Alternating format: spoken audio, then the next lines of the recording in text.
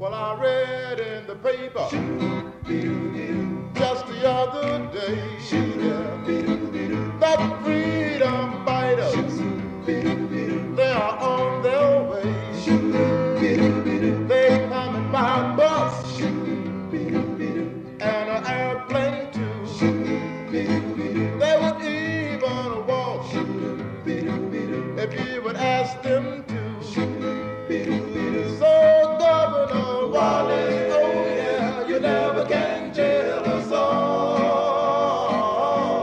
Governor Wallace, yeah, segregation's bound to fall.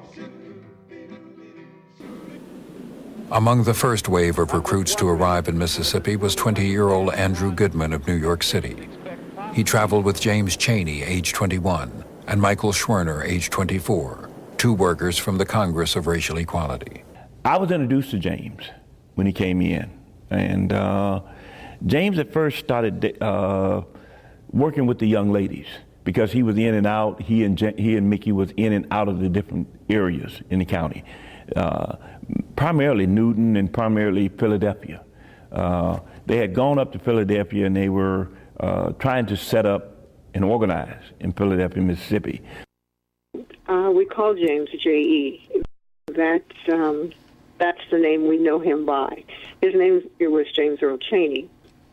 J.E. was my oldest brother, and I always looked up to him in the family. Well, him and my oldest sister as well, but certainly looked up to him in the family. To me, I somewhat, as a youngster, idolized him, I guess, because he was my older brother. And to me, he could do anything.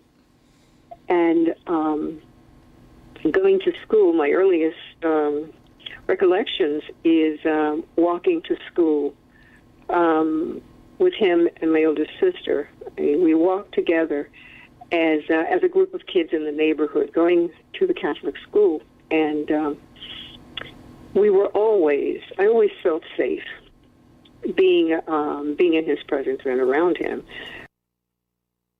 Because COFO was made up of the NAACP, SNCC, SCLC, and CORE. And each body was to provide something. Our area here, Meridian, was CORE.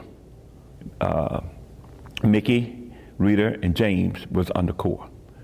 Okay, and their director, the guy who was in charge of them was Dave Denners. See, I assigned them to that area, Meridian. That was my decision to do that. And I had to reflect on a lot of decisions I was making. It was sort of like it was a war. And so James had been stopped by Deputy Rainey, and Deputy Rainey had warned Chaney that if he come back up there again with that civil rights stuff, that they were going to do something to him. August 7th, 1964. Hundreds gathered in Meridian, Mississippi to mourn James Chaney. Among the mourners was Chaney's 8-year-old brother, Ben. I feel that he's gotten his freedom, and we're still fighting for it.